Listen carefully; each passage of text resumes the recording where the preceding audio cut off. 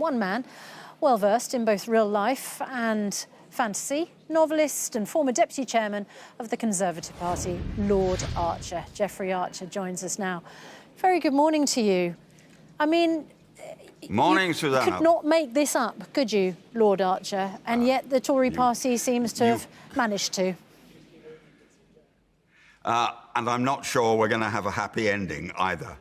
But what has happened is fascinating, and you have to follow carefully the fact that Sir Graham Brady, a very shrewd chairman of the 22 Committee, and his committee have decided you have to have 100 votes before you can even enter the competition. That means, as you only have 350 members, the maximum possible is 3, and it's far more likely to be 2. Now, the latest signed-up numbers, I understand, are Boris Johnson 51, Sunak 43, Mordaunt 17. Now, if Penny Mordaunt can't get the 100, where she advises her followers to go will be very important. But I predict, unlike my friend Michael Howard, I predict that if Boris Johnson gets to the final 2, he will win, and he will return to Downing Street. If Penny Mordaunt, as you say, doesn't reach the threshold, is she likely to back Boris or Rishi?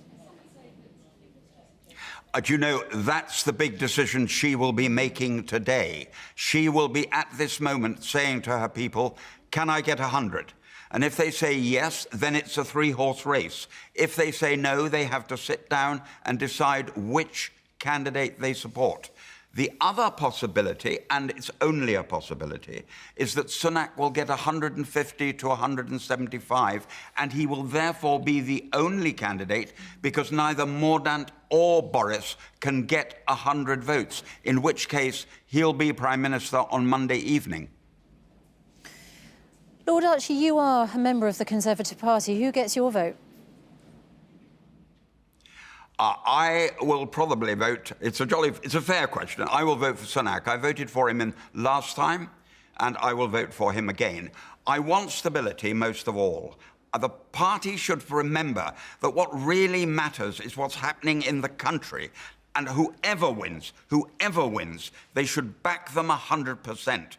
Can they not remember that when Michael Heseltine and Douglas Hurd were against John Major and John Major won, the day after they both got behind him and supported him? And surprise, surprise, 2 years later, the Conservatives won by 30 seats. We have to back the winner and put the country first, not the individuals.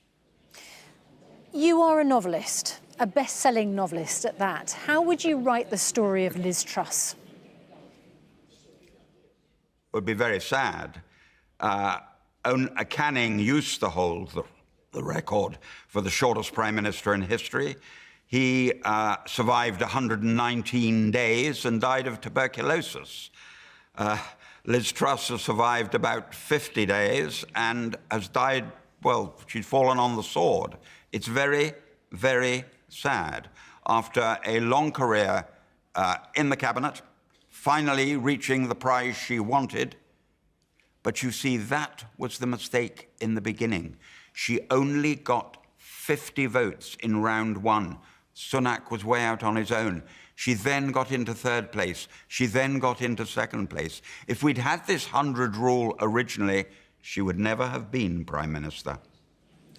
So she leaves office as the country's shortest-serving Prime Minister after 44 days. She is entitled to this £115,000 allowance from now in perpetuity. We have been running a poll this morning whether our viewers think she should accept it or turn it down.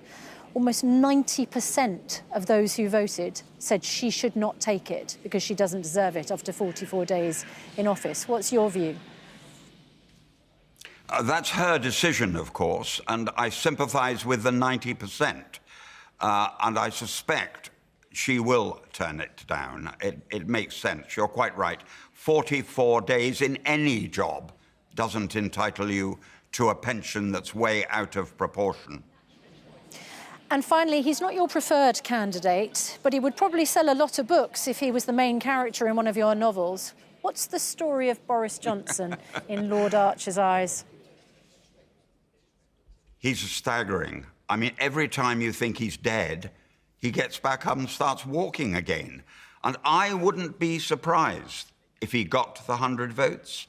And I would say if he gets the 100 votes and the vote goes to the party workers, I suspect he'll return to Downing Street. Sounds like a zombie Prime Minister. Would he beat Keir Starmer in a general election? Well, I have great sympathy with Keir Starmer. He has every right to say this is such a complete shambles that we should have a general election. But turkeys don't vote for Christmas, and they will remember that John Major, with 2 years to go, fought all the way back and won. So we're not going to have a general election, but I sympathise totally with Keir Starmer. He has every right to stand up and demand one.